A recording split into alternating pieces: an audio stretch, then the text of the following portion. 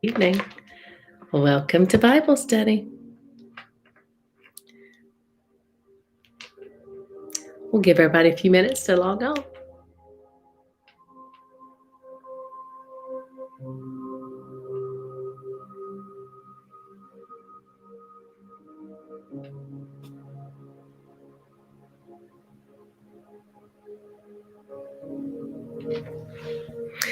When you get on, let me know you're here by putting something in the chat.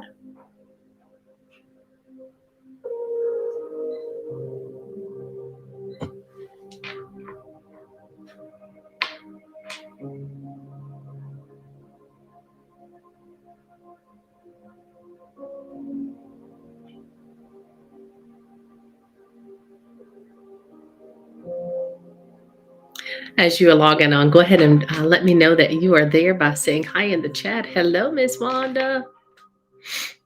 We'll be getting started in just a second.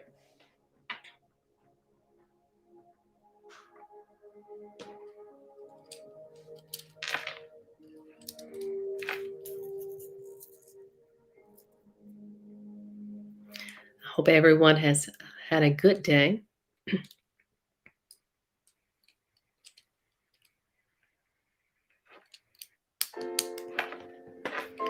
Got some relaxing music for us. Let's see if.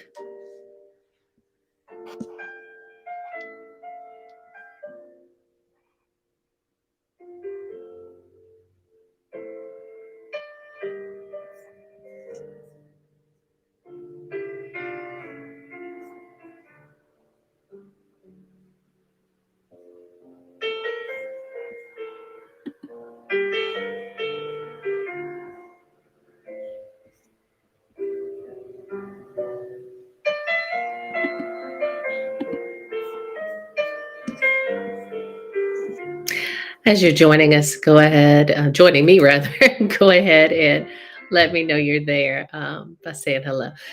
I can't take credit for the music, Wanda. It is Amazon Music, and I just put in spa music. I don't know if we need spa music tonight, but hey, just maybe we need some music to kind of clear our hearts and our minds.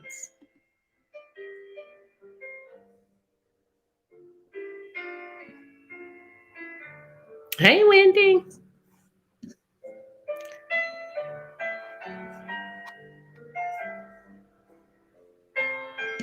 All right, we'll get ready in just a second. It's right at 7 o'clock. We'll give you a couple more minutes to log on.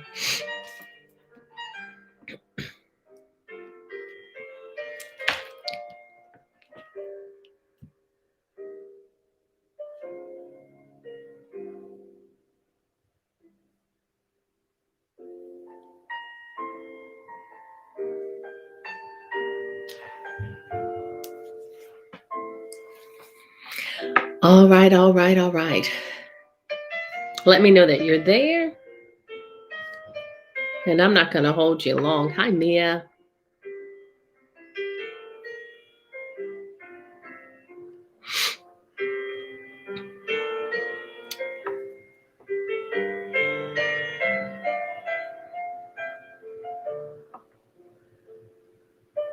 Hey, Mama.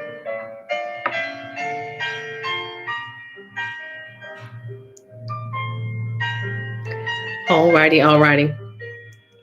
I see that a lot of you have logged in. Hey, Miss Beverly, you are in my prayers.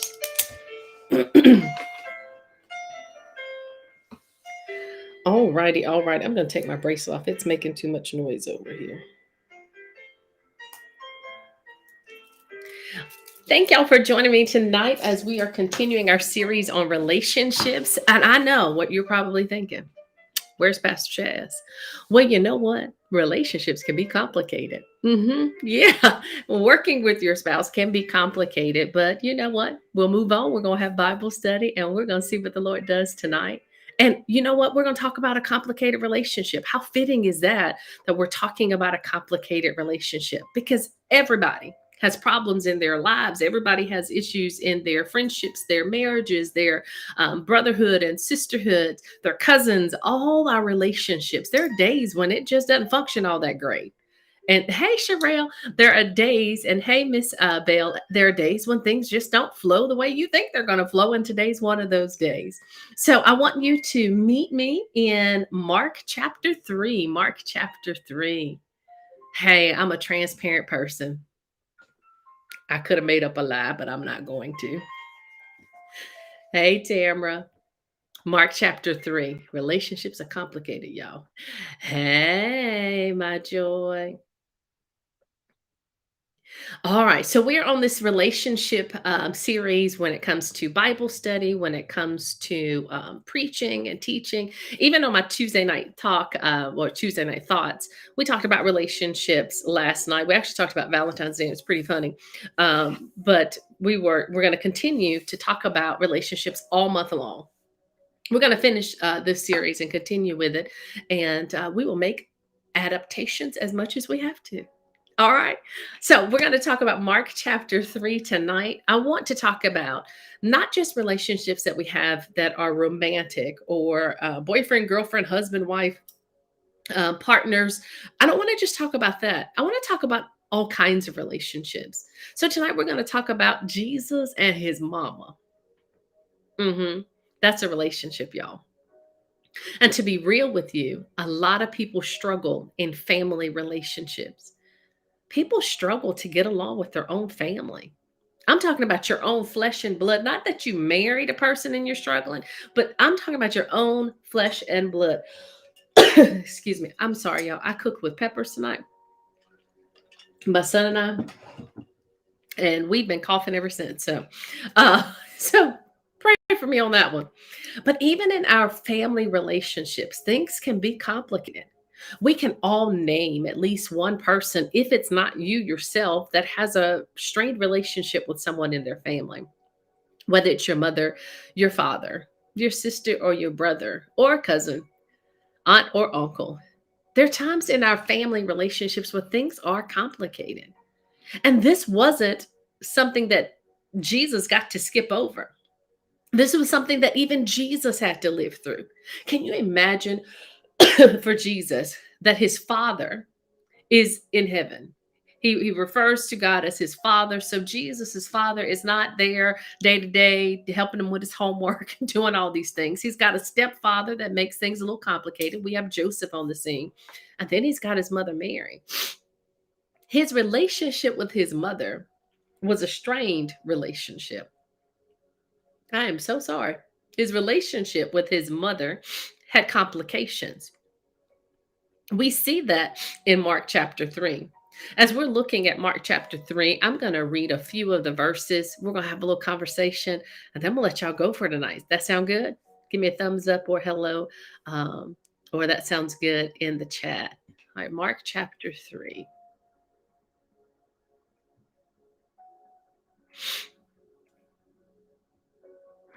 And I was going to use, I think it was 21.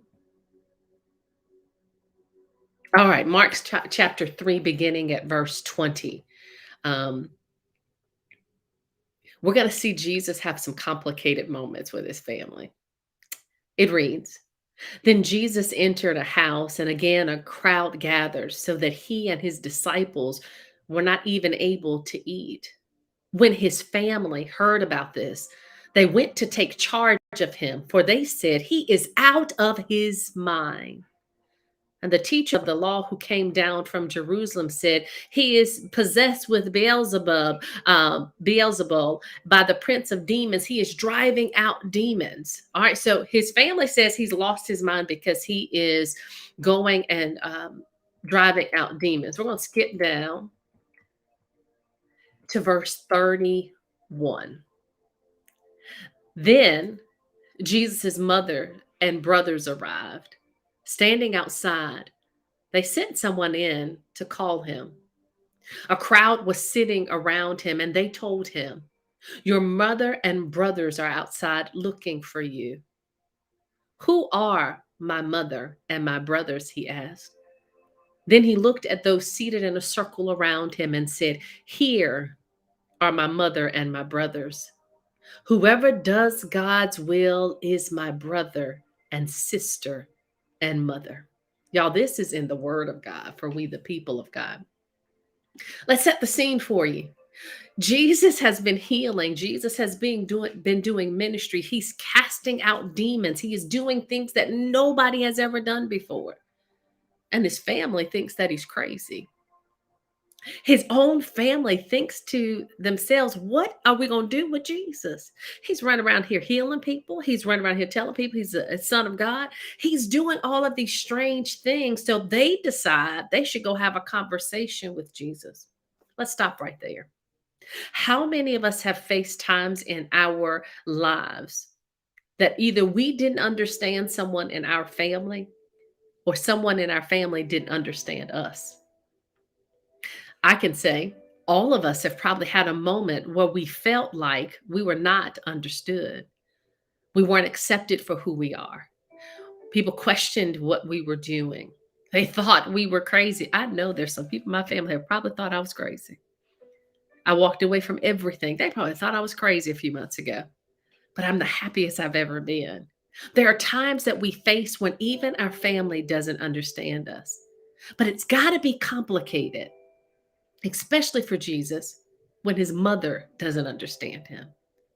The one place that we usually can find, for most people, can usually find peace and comfort is the love of our mothers. I know that my mother is one of my biggest cheerleaders. She's her and my daddy rank right there together. They're my biggest cheerleaders and supporters. I couldn't imagine having to do ministry and she thought I was crazy. That is what Jesus is going through. Jesus is doing ministry and his own family thinks that he's crazy, that he needs to stop this foolishness. Have you been there? Have you been the one that people didn't support? Have you been the one that people talked about? Have you been the one that felt like your own family didn't understand you or get you or support you? And if you have, what did that feel like? Where do we turn when our own family doesn't love us, accept us, nurture us, and build us up? We learn from Jesus in this text. We learned from Jesus in this moment. Jesus, both divine and human, has a moment. He's sitting around, he's been healing someone possessed with a demon, and now his family shows up and sends someone in to come and get him. And someone comes in and said, Jesus, your mama and your brothers outside, they want to see you. Jesus already knew that they did not approve of what he was doing. So instead of Jesus getting up and saying, I'm gonna tell them a piece of my mind, or I'm gonna get them straight, and I'm gonna set the record straight. I'm gonna stop speaking to them. Jesus does not have an altercation with his family. Jesus extends his family. Get this. When they tell Jesus that his mother and his brothers had arrived and they were standing outside and they wanted him to come out, Jesus poses a question. Who are my mother and my brothers? I know that sounds like a crazy question, but who are my mother and my brothers? Then Jesus takes a look around the room and he's seated in a circle and there's a crowd around him.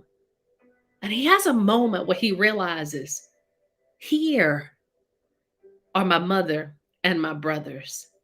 I can imagine Jesus looks at each and every one that is wrapped around him and says, here are my brothers and my mother.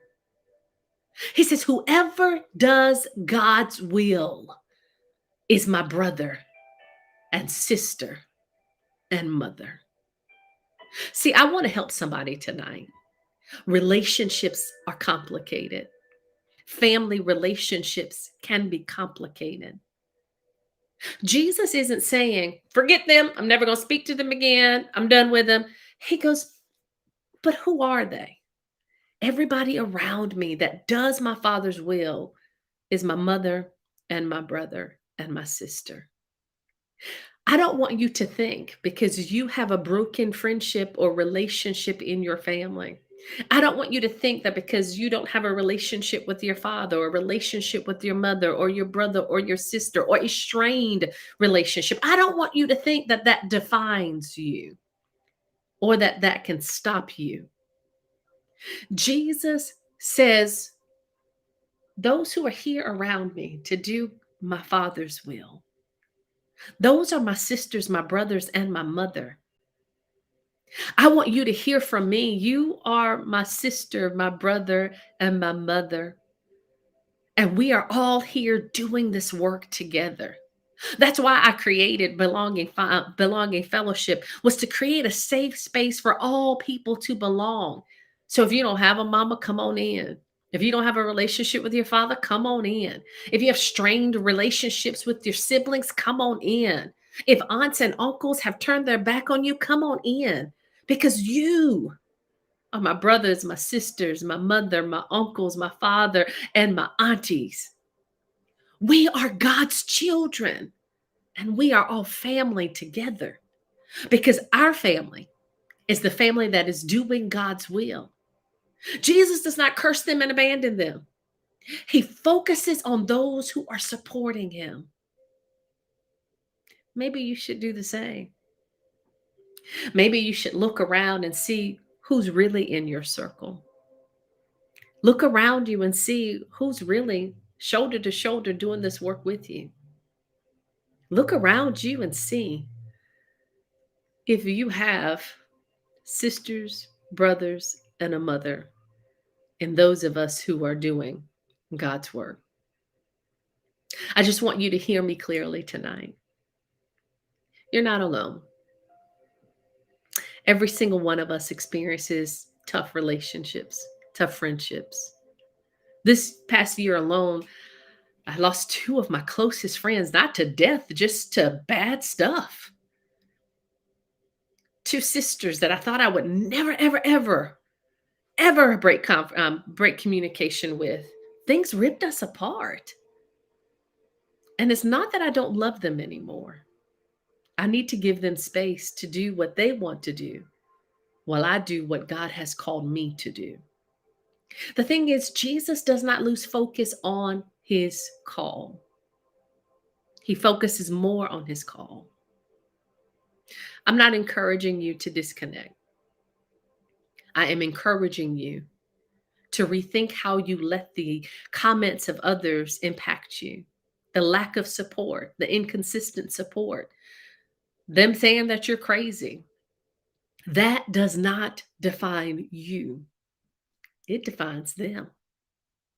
So as you look around and you check out your own circle, don't internalize their stuff because that's not your stuff to carry. If you're showing up, doing what God has called you to do and doing what God has placed on your heart and doing the work that you know that is purposeful for your life, and they don't understand you, they don't support you, they neglect you, or they think you're crazy, guess what? Look around you.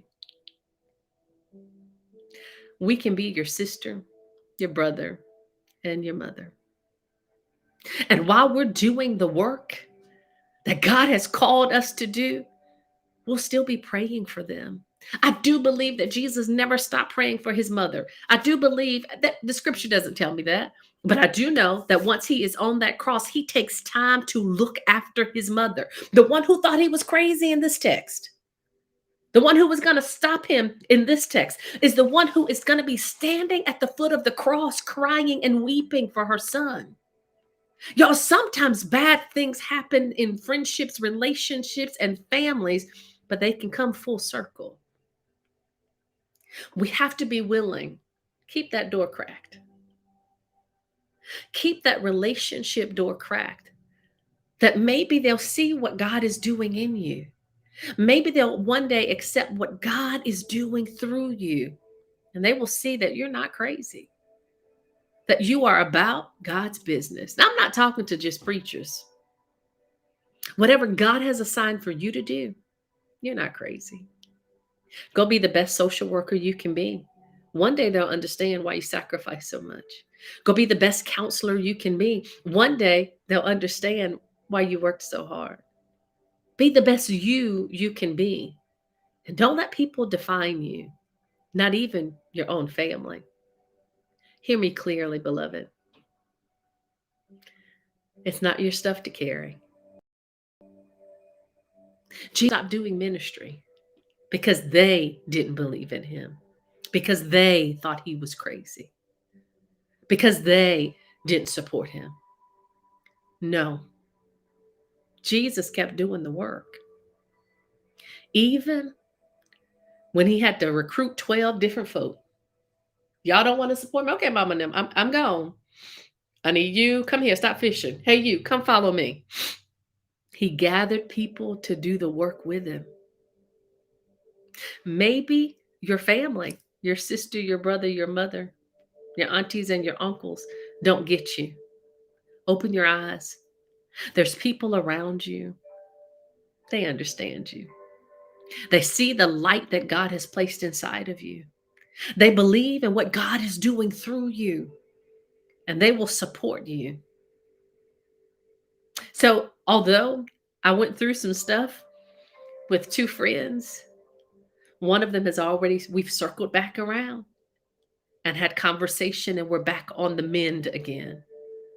Although I had those issues with those two people I never ever thought I would have issues with, it made me realize that I had closed the door on a different person in my life because I was so focused on these two people that now, and she's watching now, we're closer than we've ever been. And I'm thankful that God allowed me to go through those moments, that I could see who was really for me and who was really against me. Who was I willing to fight for? And who did I need to take a break from? And it's okay if they have the same blood as you do. It's not that you don't love them. You're choosing to love you. That's right, mama. Create a safe space for your peace. I truly do believe once you get that peace that passes all understanding, you won't let nobody take that away. I mean, nobody. So keep doing the work that you're called to do, whether they show up and support you or not, whether they believe in you or not. Your people are near. Just look around the room like Jesus did. And I promise you will not be standing all by yourself, because there is a village that is there to accept you and love you. There are people who see what you are doing and understand you, and they won't neglect you. They won't stand you up. They'll be right there to prop you up. Y'all, that's all I got tonight. I want you to be encouraged as we continue to do this relationship series. Whatever it looks like next week is what it's going to look like next week. But I'll be here because I want to be that person that says, you're not alone. And you don't have to go through it by yourself. Guess what? I may be in this room by myself, but I'm Jesus in this moment going, okay, all right. I see my people. I see my people. Kim, I see my people. Mia, I see my people. And I'm blessed because mommy, I see my people. Amy, I see my people. Wanda, I see my people. Tamara, I see my people. All of you, Miss Beverly, I see you. And I'm so thankful that you're in this circle with me, doing the work that God has called us to do. And I want you to know that I'm a part of your circle. If you're standing in need of prayer, send me a message. If you need someone to talk to, call us 866-3-BELONG, because you belong here. And we'll be here for you, even when other folk don't understand you. I'm Pastor Tanya. And if nobody's told you today, let me be the first to say, I love you. And so does the Lord. You're not alone. We'll see you next week.